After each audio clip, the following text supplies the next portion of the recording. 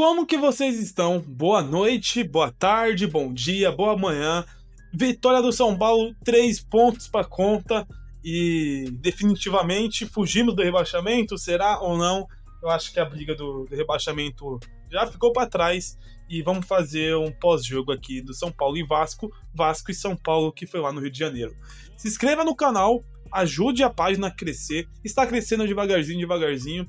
Palmas para vocês, pô, estão fazendo um apoio gigantesco, de verdade, amo vocês. Siga a página do TikTok e a página no Instagram também, tá bom? Abraço e vamos falar sobre o jogo. São Paulo foi enfrentar o Vasco, que definitivamente teve uma virada de jogo. Eu sou muito fã do Diniz, nunca vou esconder isso. Eu acho o Diniz um baita treinador do futebol brasileiro e tem que ter paciência com o Diniz, e a maioria dos treinadores também.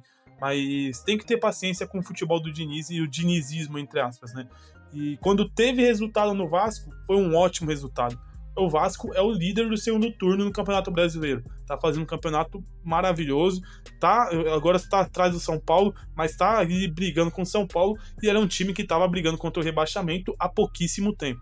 Então, depois que teve essa virada de chave do trabalho do Diniz, pô, de verdade, começou a jogar muita bola. São Paulo foi pra lá e, de verdade, o Vasco era favorito do contra o São Paulo. E o São Paulo fez um baita jogo? Não fez um baita jogo. O Vasco pressionou pra caramba. E eu acho que tá certo. O time do São Paulo sabia que o Vasco ia pressionar, sabia que o Vasco ia tentar atacar, ia tentar amassar o São Paulo. Mas o São Paulo fez o jogo correto. Primeiro tempo não sofreu tanto assim. Claro, para mim o Vasco foi melhor no primeiro tempo, mas não sofremos tanto assim.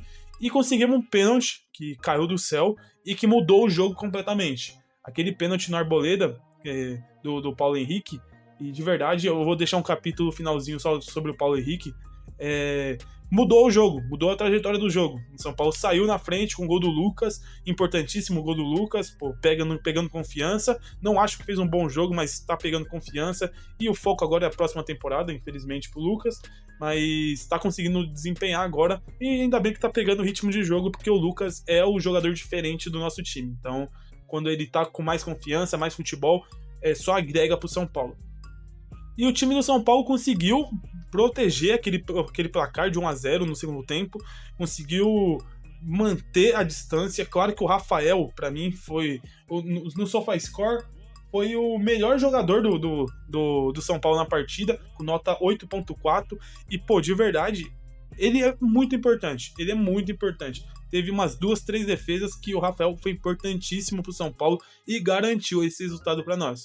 E não acho que o São Paulo foi massacrado, não acho. Para mim, o Vasco fez uma má partida, não fez uma boa partida, mas o time do São Paulo soube se compor, soube fechar, soube fazer uma retranquinha e sair nos contra-ataques. Claro que agora vamos falar aqui sobre cada jogador. Rafael, para mim, fez uma boa partida, nota 8.4.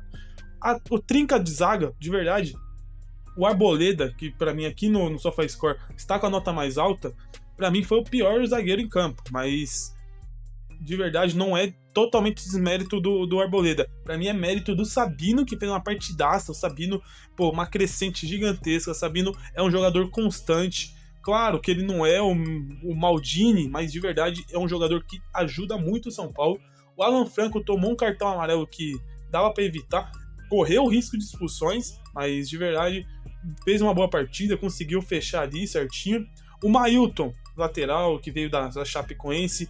De verdade, o Mailton é um jogador que é uma opção de mercado que o São Paulo tem que recorrer mais, né? Tipo, jogador da Série B, que tá tendo um destaque, que tá chamando o holoforte, compra, veio, entre aspas, barato e dá chance pro cara. Eu acho que o São Paulo tem que trabalhar mais nos scouts em busca de jogadores assim que nem o Mailton.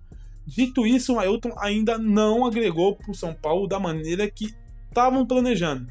O Mailton teve uma estreia contra a LDU lá na altitude que chamou muita atenção do jeito ofensivo dele, das cobranças de escanteio. Claro que as cobranças de escanteio já ficou batida, mas de verdade o Mailton falta entregar pro São Paulo. Eu acho que é questão de tempo, eu acho que é questão de pegar o ritmo de jogo no São Paulo, o entrosamento no São Paulo. Então, de verdade, não tenho tantas críticas pro Mailton, mas também não tenho tantos elogios. Sequência vem o Bobadilla, que o Bobadilla, infelizmente, decaiu muito de nível quando o Marcos Antônio começou a jogar como meia ofensivo, entre aspas, né? Não joga como meia 10, mas um meia mais pra frente.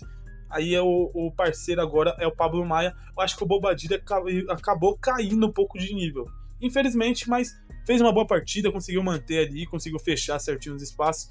Teve algumas bolas que ele tentou, teve uma ideia boa de passe. Infelizmente não conseguiu concluir, mas fez uma boa partida. Pablo Maia, pra mim, só sabe marcar, entre aspas, mas marcou bem. Não deixou muito espaço pro Coutinho, não deixou muito espaço pro Ryan. Junto com o Sabino, conseguiu anular o Ryan. Então, uma boa partida também. O Enzo Dias, para mim, é um dos melhores laterais esquerdos do futebol brasileiro. É um jogador raçudo, um jogador veloz, um jogador que briga por todas as bolas. Então, de verdade, fez uma ótima partida. Marcos Antônio, que está, entre aspas, no radar do Ancelotti, que estava assistindo o jogo. Eu acho que ganha pontos pro Ancelotti. É um ótimo jogador, é um jogador criativo, um jogador que sabe quando pausar o jogo, sabe quando acalmar o jogo, sabe quando acelerar o jogo. É um jogador muito completo, de verdade. Marcos Antônio é baixinho, não é mega veloz, mas pô, é baixinho, é ágil, ele pensa muito rápido e é um jogador meio forte para o porte físico dele. Então, Marcos Antônio, monstro, para mim é o melhor jogador do São Paulo esse ano, Marcos Antônio.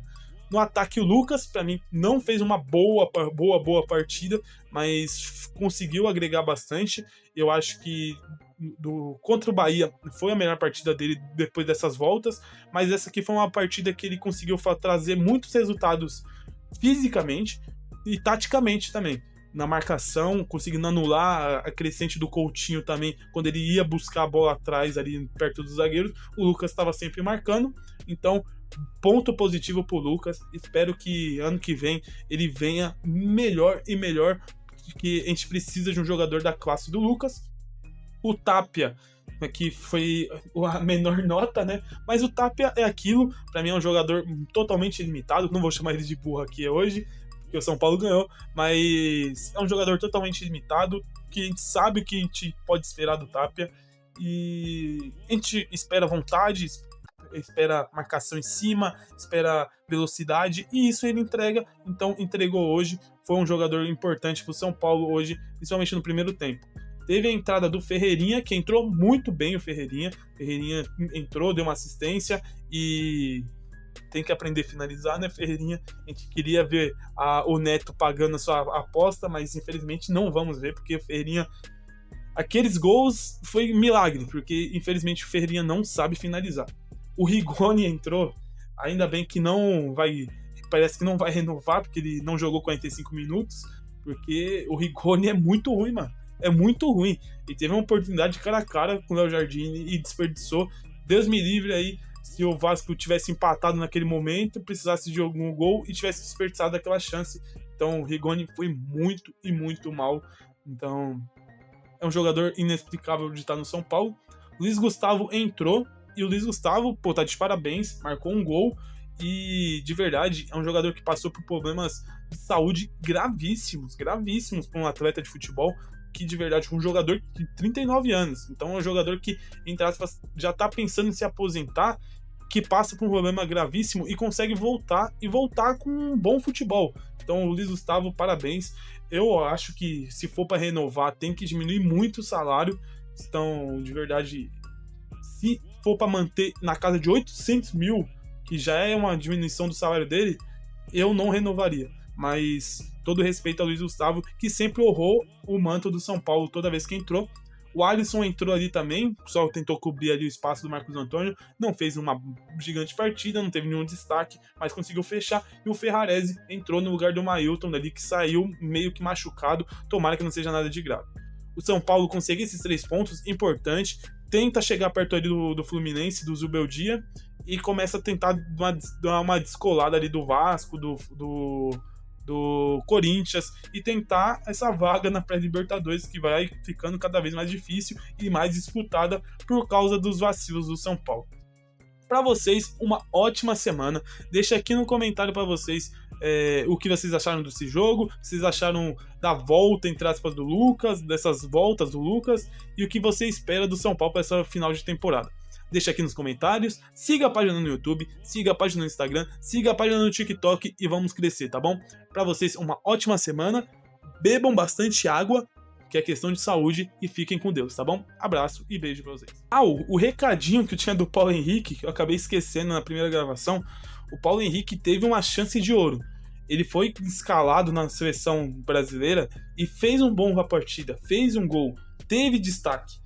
E hoje, entre aspas, ontem, o Ancelotti foi acompanhar ele nesse jogo contra o São Paulo.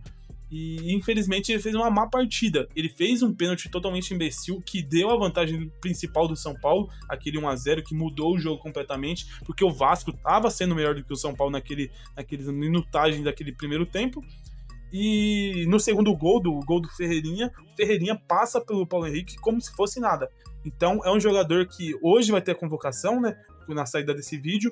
Eu espero que esteja, porque é um jogador importantíssimo pro futebol brasileiro. É um jogador bom, é um tanque de verdade no ataque e ofensivamente, principalmente no ataque.